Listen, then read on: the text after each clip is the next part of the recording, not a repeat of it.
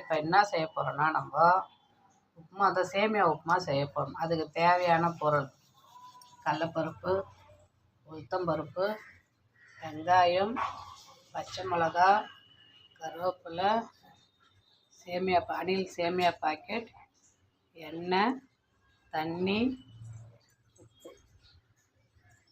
இப்போ பற்ற வச்சு கடாய் வச்சாச்சு. ஆயில் ஊற்றிக்கலாம்.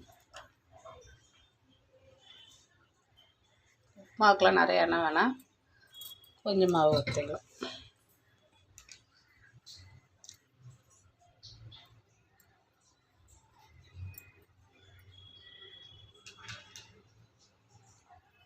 எண்ணெய் காஞ்சிச்சு.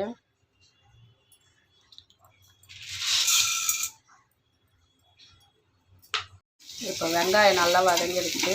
வெங்காயம், பச்சை மிளகாய் எல்லாம் நல்லா வதங்கிடுச்சு. இப்போ சேமியாவுக்கு தேவையான தண்ணி, எங்கள் வீட்டில் இந்த சொம்பில் ஒரு 3/4 சொம்பு தண்ணி நாங்கள் இந்த ஒரு பாக்கெட் சேமியாவுக்கு ஊற்றுறோம்.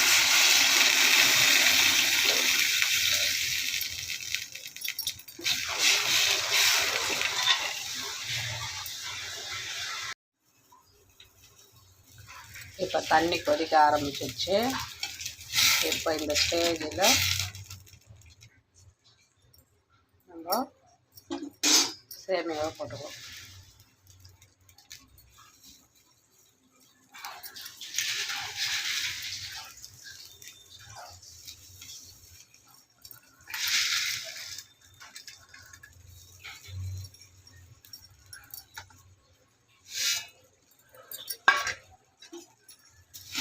போட்டு நல்லா கிளறி வரணும். சேமியா வேகணும் இல்லையா?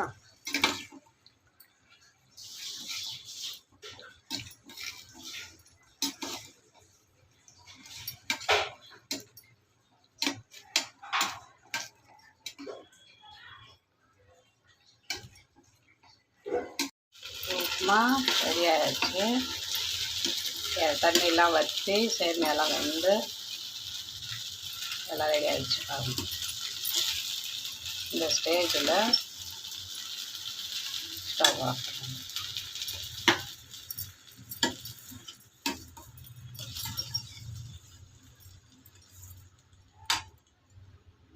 சேமியா உப்புமா ரெடி ஆகிடுச்சு.